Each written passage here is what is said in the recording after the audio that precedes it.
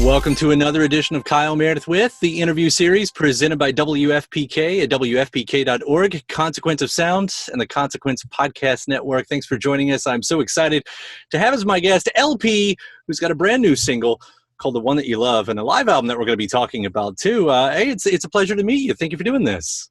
Thank you so much, man. Yeah. Really enjoying the new single. Let me tell you that first. I know there's some fun little stories behind this one too. That one involves you writing and recording this in Mexico, and with the trio, as the press release will tell us, that's behind maybe one of your biggest hits so far with Lost on You. And I thought we'd start there. What makes that collaboration special? What makes that songwriting partnership something that you'd want to return to? I feel like I've extensively collaborated with many different people. I've had like collaborations with people that have been hits that I've never worked with again, or never wanted to work with again, or whatever. But I usually I just think with this one, it feels like, there's a lot of just emotional closeness that we have as friends. And I think, these songs really, the songs we've written together really mean something to me and represent me properly. And I feel like these guys really kind of allow me to be myself, and Mike also as a production partner, he's he's a person that knows how to kind of bring out the best in my voice in production and, the songs. And so, I don't know. I just think that we're almost like a band. It feels like we're a band in our third record or something like that, and it feels like the right move. I mean, there is something to say, obviously, as you're pointing out here, every writing partnership can be different, and the ingredients and the product that comes out of that is obviously different. I mean, there's some kind of magic in partnerships, right? Oh yeah. I think, one of my many heroes, like Keith Richards, is his thing is two people is the best for songwriting. I think I would agree with him. I think that, I like three as well, but I definitely like, two is great. It's like this kind of, it's just nice to be able to bop shit off of other people. I think it really helps, even if it's just checking in with that person to kind of formulate your direction in a way. Mm-hmm. I don't know. I think really, to me, songwriting wise, very kind of the collaborative spirit is inherent for me. Yeah. Yeah, I'll echo that a little bit. I mean, I'm not knocking anybody here, but when I see that a song is written by 7 to 10 different people, I always wonder, whose song is this? What is this anymore? And that's some ignorance of me not knowing how that process works either. But there's involved in that too. I was involved. I won't name the song that it happened on because it's a known song. But I had a song that was the manager of one of the writers was on the freaking, in the on the list of writers on the first printing of the record. And I was like, all right, cool. Saw him there, So it's just wild what can happen, I don't know, it's I'm always I try to be I don't ever split hairs as far as who wrote what, whoever's in the room, I believe is part of what the deal is, to an extent, obviously, there's just but I think sometimes you can't underestimate the vibe of a person in a room, even if they've only kind of guided a couple of things that you places you went, or a word here or there, sometimes that's just a good, it's a good energy in the room. And it's and songs are energy, it's even the biggest songwriters in the world don't just shit out hits, over and over again. It's it's a very, I think, a spiritual craft in a way, and I say, if, God is in the room or whatever, it's it makes a big difference. Yeah, you do your craft well. And I'll bring it back to this new song with The One That You Love too, because you know, you've talked about in a previous interview that, you know, this was something that you allowed to conjure all the genres that you love. And I think you've talked about it before too, about how, you know, you can be seen as writing in the pop world when you're really a rock, you know, a rock musician at a heart, you know, talking about Keith Richards, obviously that I think that goes in there. So going into this song, we'll ask specifically about this one too. Like, how much do you have to consider all of that as you're writing the song? Like, you do want it to represent these different worlds, but it still needs to be, you know, with that rawness in it. I don't know. I think, you know, I've gotten to the place for myself where I truly feel like I've blurred the genres enough with my own career and my own persona that I don't feel beholden to anybody, for one, or like I don't, like, because I'm not, but I don't feel like I have to worry about like staying in my lane, you know. So I just let it rip, you know. And let the chips fall where they may, you know. Like, I just feel, and it's very freeing. It's nice because I feel like I have, you know, I have a little bit of everything. I got like this like kind of melting pot of like of all these genres in my sound, and then I just kind of go where my heart goes, which is nice, you know. And it took a minute to get there. I mean, even like, you know, my first like 3 major label deals were like a bit of a wash because they couldn't understand that. I couldn't even understand it. You know, they wanted a clear direction, you know. And I think a lot of people are like blurring genre lines these days too. It's like less rigid, and it's nice because it's really, you know, it's about a song. I mean, you know, why do you need to like stick to any kind of genre anyway? Because, you know, I mean, it's like your sound. Isn't being at home great? I got one too. Yeah. Orson, do me a favor. Shush. You know, I feel like, where were we again? You're talking about why does anybody have to even consider genre? Why does anyone have to stay in that lane? Yeah, they don't, you know. It's just like, I think that because, like, you know, if you're like a voice, you know, like,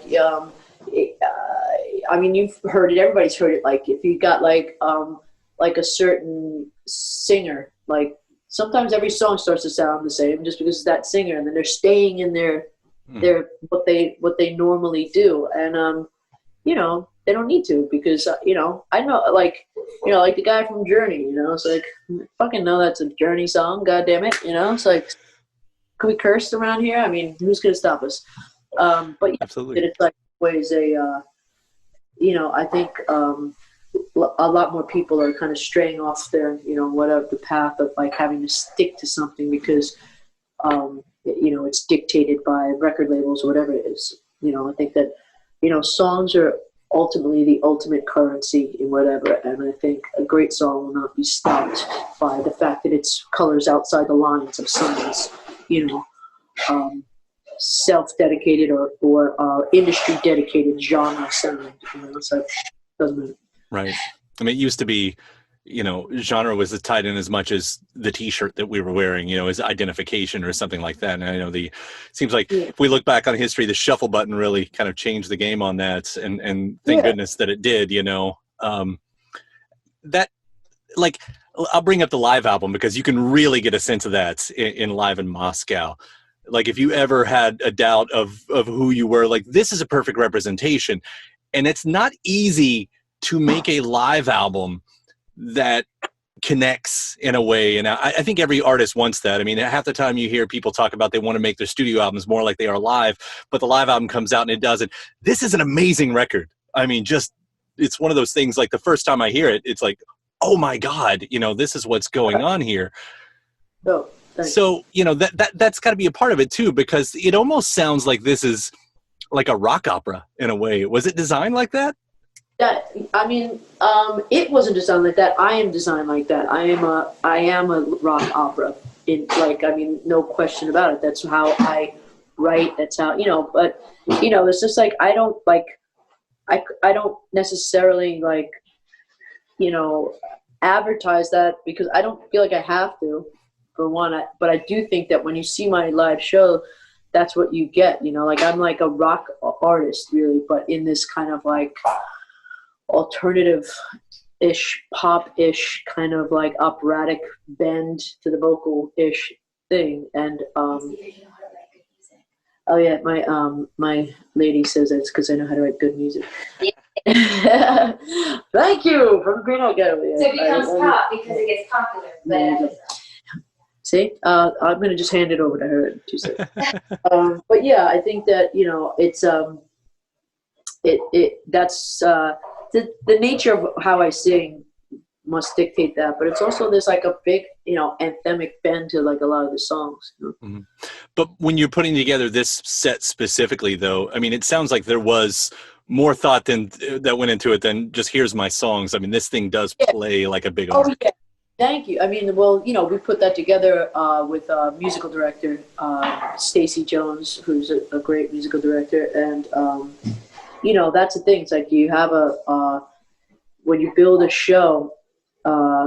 That's another thing that I think also starts to seep into your sound, because it's like you start getting bigger. And then I remember, like, before I put out Heart to Mouth, there was a Lost in You record, and I just remember thinking, like, during some of the bigger, I mean, everything was kind of like, there wasn't a lot of ballads on the record, but I'm always curious when an artist goes off into doing more ballads when they've been like kind of like a rock act, and I felt quite the opposite. I felt like this responsibility to like keep this kind of like, the embers, like, and the fuel going. And that's like, I think Heart to Mouth, like, wrote a lot of like bigger songs, in order to keep that going. And even like I'm working on a record right now and I feel the same way. There's like, I don't really believe in writing songs for a live capacity, because I don't know. I feel like I was taught that a long time ago, whether it's right or not. But like, it seemed like,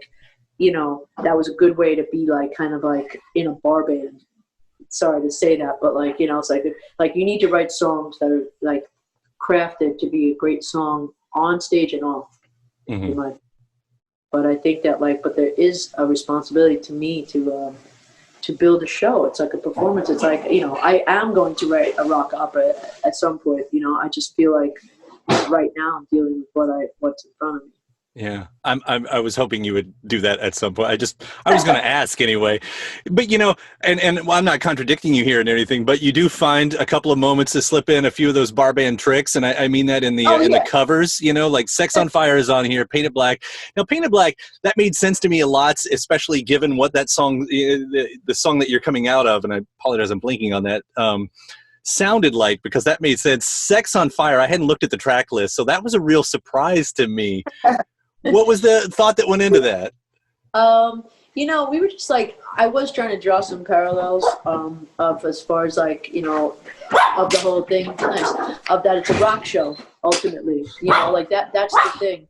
I think that's what I was talking to this director, the musical director, about, where I just felt like, I felt like I was explaining that to him, and we were like, well, why don't we try to, because I've always wanted to do covers, but I figured it was nice to work in snippets of covers, just to get people, I remember, we worked in a Lauryn Hill song instead of of that song at one point, X Factor or whatever, and it was interesting because it was like, it didn't go over as well in Europe, because I didn't feel like people were getting that song as much, so Sex on Fire, I don't know, it's just, I think I've always wanted to like work in a couple of covers, and then, you get into that one and it just kind of stuck. It's like a nice palate cleanser.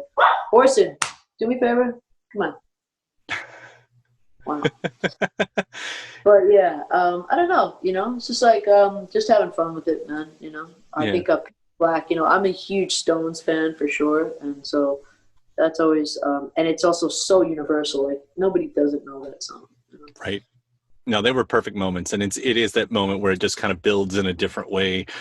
I mean, I can keep throwing the compliments on this record. I love this record. I really, really do. Oh, I feel like the other person that had this strong reaction was my manager, and which I'm sure you guys will get along. But yeah, it was really like. It was really, I mean, I always wanted to do it, but I didn't, I didn't picture this year in a lot of ways, but I didn't picture doing it this year, but it was a good idea. Yeah. I don't want to pass up the opportunity here to talk about some bigger picture stuff too, because obviously, you've got a very big audience in Moscow as you show right here, but there's also the side of things. You're releasing a live album, a Russian, set live album in 2020 when that's a big political. Do you consider the political statement that goes along with that? You know what? I honestly don't, because I feel like it's, what I was trying to convey, especially with like releasing a Moscow record, is that, music goes down all over the world, man. It's like, and people appreciate music all over the world. And I mean, when I first started like doing well in Russia, people were like, really? You're doing well in Russia? Like everyone's cool with you in Russia? I was like, yeah, I think they are, So I stick to the music, Mm-hmm. I stick to people. I care about people and music, and I do care about politics, of course, but I do believe that, when I look at my own country and I look at like all the good people in it, and I look at what like, and I'm aware of what's going on, and then I see all the other sides of people that I don't care for, and and who's in charge and stuff. I can separate it. I can separate, people that I relate to that have that we are just enjoying music together, even if they're not like-minded when they leave the venue. It's just like something that I choose to kind of cultivate and believe in, that like that we are all kind of, we can all connect on a certain level, even if we don't connect on other levels, and maybe we do as well connect on those levels, but it's like not something that I'm personally willing to delineate as far as music goes. Like I feel like that's what culture, that's what art is about, is another tier of connection for us when we are, often just absolutely like, separated by our leaders, and, also sometimes by our personal beliefs. But I think that I'm trying always to find a way out the window with music toward, the goodness in myself and others. So to me, it's like a perfectly great and timely thing to do, as far as like just to remember that, someone like me can like, get 6,000 people in a room to listen to my music, even in the current, state of the world. And I can get even more in the room. I could have done that a couple of nights, and it's mind blowing to me. And it's, I think it's inspiring to me and to, I hope, other people, and there's people wanting experiences in other countries that are not something that they get to see all the time. Right. I was particularly happy that it was that, not that I have anything for against, but it was just that opportunity to show a lot of what you're saying too. I mean, my thought is, people do care about people. Most people in the world don't let their government speak for them anyway. They just want to live their life and everything. And I think that gets lost in the big conversation, so. And we talk about that all the time. I mean, I think we like don't, I mean, again, I was struck when I first started going to Russia. I was like, oh, wow, everyone's cool here and sweet, like, I mean, obviously not. It's like, but I was encountering a lot of very good vibes and everything, and just people wanting to, just loving the music and having nothing else to say about it. Right. Well, it is a beautiful, beautiful testament, the entire package right there. I do want to quickly hit on a few of the other things that you've had kind of seep out in the last over the last year. First off, you're part of Gray Days, which is the pre-Linkin Park Chester Bennington. You're on the song called Amends. How did you end up getting a part of with that group of people? Well, I didn't know, but I guess Chester loved Lost in You, listened to Lost in You, loved my voice, and was like telling people about it. And then, those guys wanted to put out a record of that stuff, and they were looking into duets, and I think they just were like, I bet Chester would be kind of stoked to have LP on the track, because he was like really into her stuff and whatever. And so they reached out, and I was just like, it was kind of wild to like, to hear. I had no idea that he even knew I was alive, let alone liked my music. So it was pretty cool for me too. And singing with him, posthumously was just something that was like very wild. And his voice is so, like, I already thought he had a great voice and appreciated it, but like after I sang with him, I was really like, wow, this guy's voice was really, really special. Yeah, what an interesting, powerful moment, and that you had to be a part of. The other one, you were on Morrissey's cover album, California Sun. What was it like working with Moz? Well, I mean, the best part was really just like hanging out with him. I feel like, I don't feel like I was necessarily like, it was supposed to be a duet. Didn't feel like it was that much of a duet, even though I don't think it was because of Morrissey. I know it wasn't. I think it was because of the producer who, but that's another story that I won't get into. But yeah, Morrissey, what a legend, and like, and, I don't want to hear about like the political part, like, like we connected on music and about like art, and we, I just like, got to like kind of drink with this guy who's like a badass.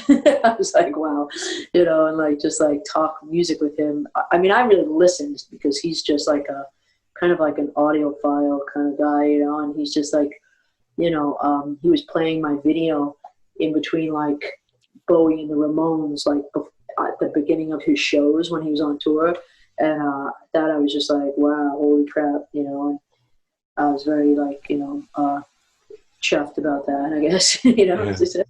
But he's just like, he's an insane poet, an insane writer, and I was just, honored to be on the record with him, just on an artistic level, and just getting to like kind of like, bask in his intellect for a few days was, quite a treat. Yeah, I've got this. There's this interest I have. I mean, I'm a very big, Morrissey music fan, Smiths, etc.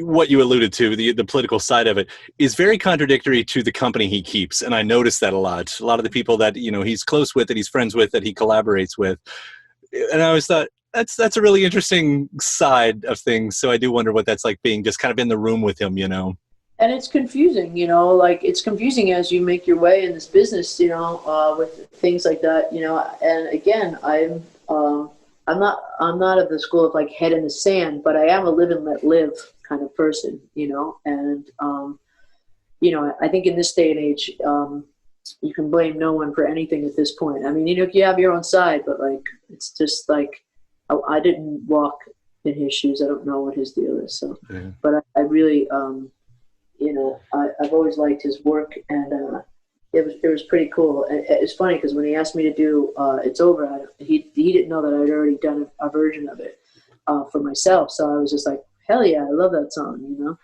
Like, it's a great song.